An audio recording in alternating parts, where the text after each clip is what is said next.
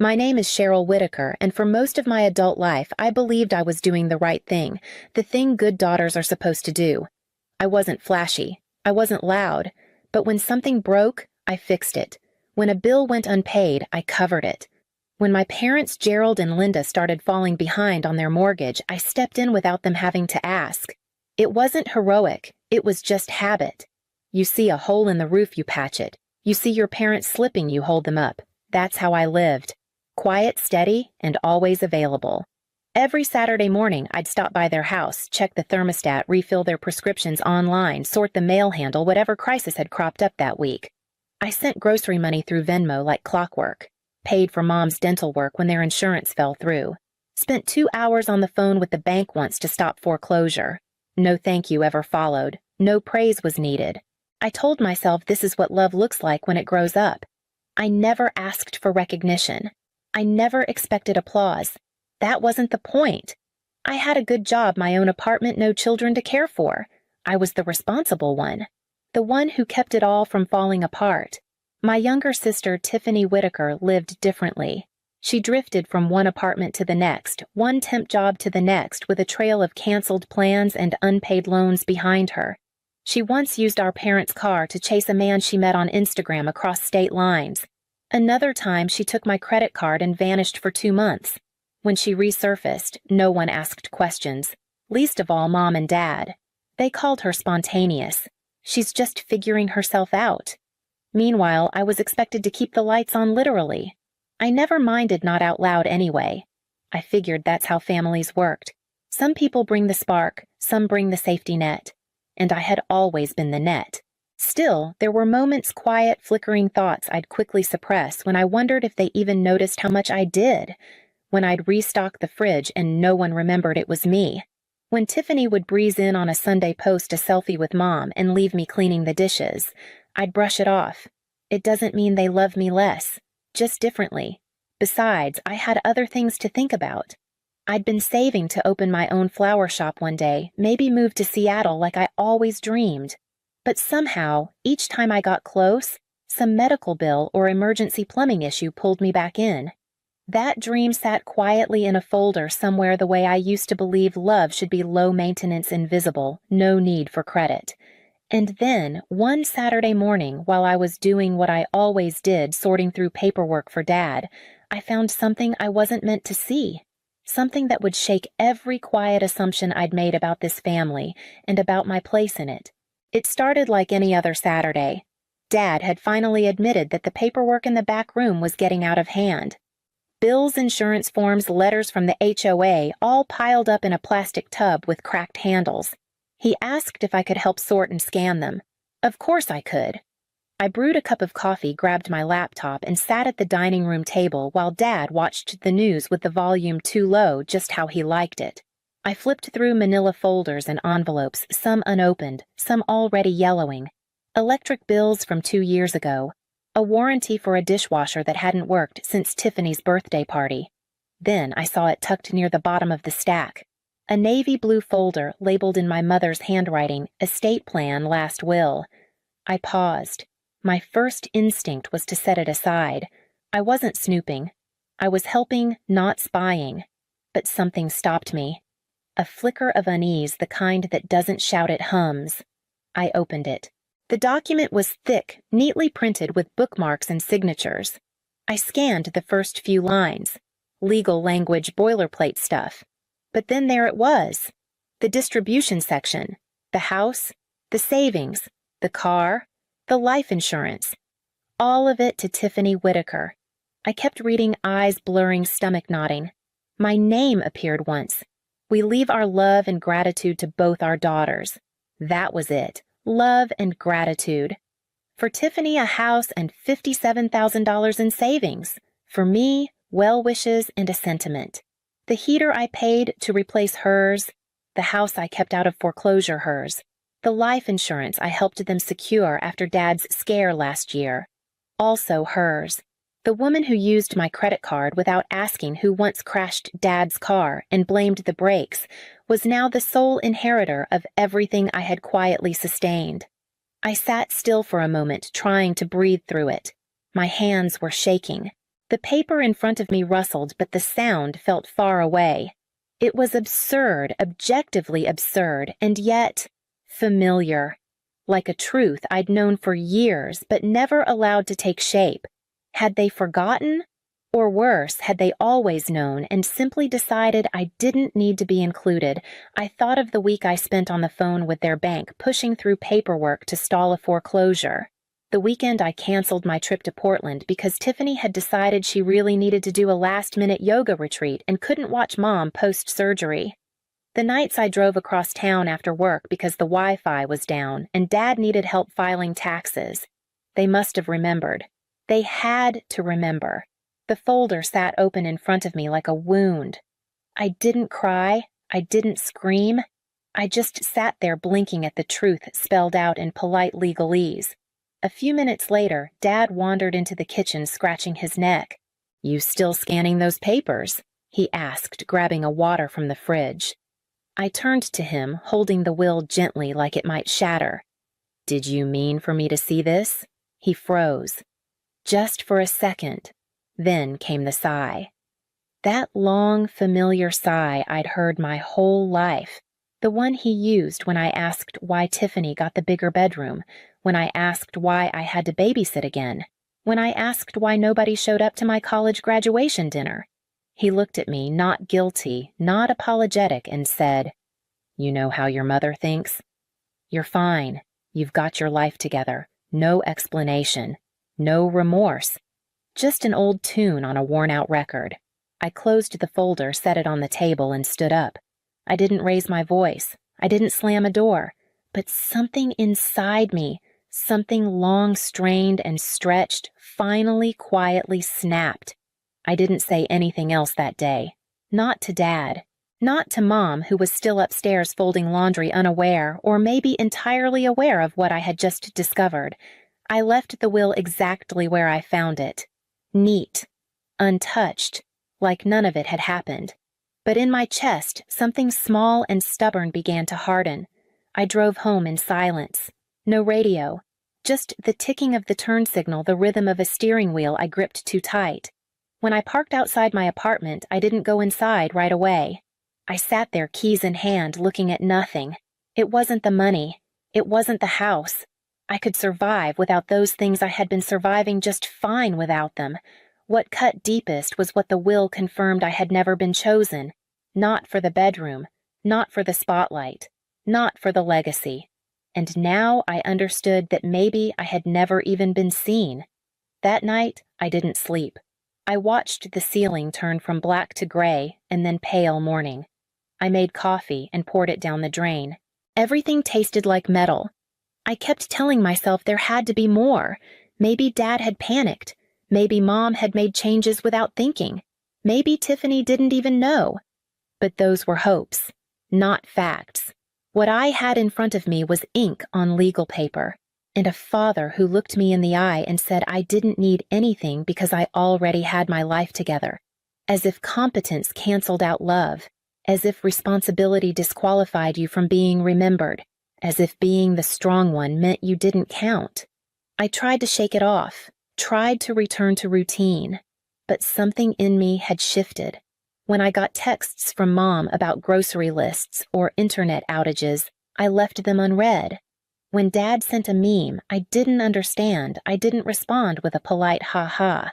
And when Tiffany posted a photo of herself and my parents with the caption "family dinner" finally all together, I stared at it for a long time. I wasn't there.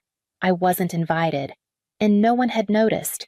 If I didn't matter in death, had I ever truly mattered in life, I stopped going over on Saturdays. No warning, no long explanation. I just didn't show up. No grocery money, no check-ins, no thermostat tweaks or prescription refills. Nothing. At first, I thought they'd notice, that I'd wake up Sunday to a missed call or maybe a simple text. Everything okay, but nothing came. Not that day or the next or the week after. A part of me clung to the idea that they were waiting me out, assuming I'd come around like always, that I'd brush this under the rug like I'd brushed so many other things: Mom's favoritism, Dad's deflections, Tiffany's chaos. But as the silence stretched on, another possibility crept in. Maybe they didn't notice because they had never really seen what I did. Maybe I was just a set of hands to them. A walking wrench, a dependable bank account, easy to forget when not in use. The first message came 2 weeks later. From Mom. Hi, sweetheart. The heater's acting up again. Could you take a look before next weekend? Thanks. That was it. No mention of the will. No acknowledgement of the silence. Just an expectation I'd show up with tools and a smile like always. I stared at the screen for a long time, then typed back, sorry. You'll need to call someone else. She didn't reply. An hour later, Dad texted, Don't be dramatic. We just didn't think you needed anything from the will. You've got your life together. That one made me laugh. Not because it was funny, but because it was absurd.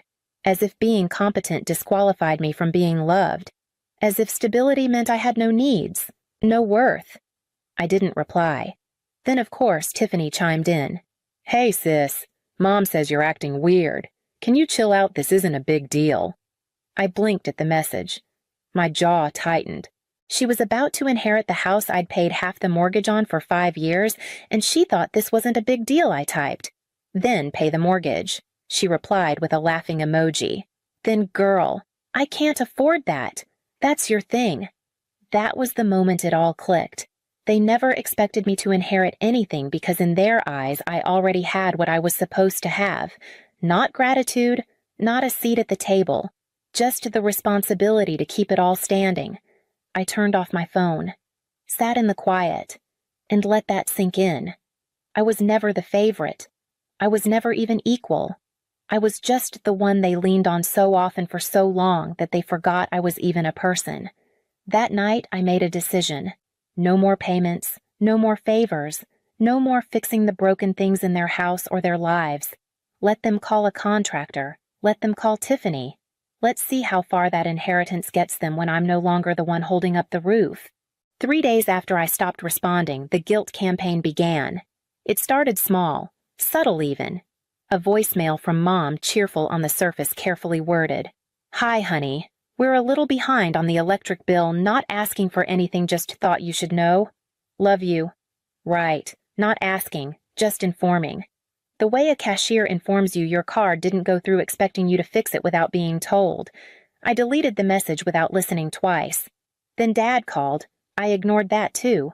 No voicemail this time. Just a missed call left there like a warning, a silent tap on the shoulder. Next came Tiffany, predictably bolder. They're worried sick, Cheryl. You know Mom's blood pressure gets high when she's stressed. Can you please just talk to them and stop being selfish? There it was. The word. Selfish. Sharp as ever. Familiar. I stared at it for a full minute, thumbs hovering over the screen. So, I was selfish now. Was it selfish when I used my savings to cover Dad's hospital bills? Was it selfish when I canceled my trip to New York so Tiffany could have her bachelorette weekend?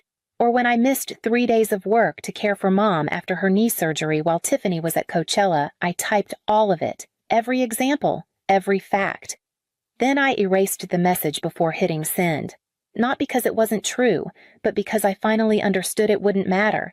Tiffany wouldn't see it. My parents wouldn't hear it. They weren't interested in what I'd done, only what I hadn't done lately. And lately I hadn't fixed the heater. I hadn't sent the usual Venmo. I hadn't reminded them when the property taxes were due. To them, I was slipping. And when the family mule stops walking, the people riding it get angry. But here's what they didn't seem to grasp, what they never had. I wasn't angry anymore. I was done. They made their choice when they signed that will. The last chance they had to say, we see you, you matter. And they used it to write me out. Instead, they gave everything to Tiffany, the one who never stayed longer than a weekend. The one who posted gym selfies while I hauled furniture and negotiated insurance claims. And somehow, in the fine print, they still said, we love you both equally. I wasn't selfish. I was tired. And finally, I was awake. A week passed with no texts, no calls, no passive-aggressive Venmo requests. For a moment, I let myself believe they'd finally gotten the message. They hadn't. It was Saturday morning. I was still in pajamas halfway through a mug of reheated coffee when my building's front desk called. Hi, Miss Whitaker. There are two people downstairs saying they're your parents. They're asking to come up. I nearly dropped the phone. What? I asked, my pulse spiking. They said it's urgent, the receptionist continued. They look determined. I closed my eyes, took a breath that felt like swallowing gravel. Please don't let them up, I said, flat and calm. Tell them I'm not available. Will do, he replied, but hesitated. They're being pretty insistent. Of course they were. 10 minutes later, the first text came. Mom, we're downstairs, open the door. 5 minutes after that, Dad, we just want to talk. Be reasonable.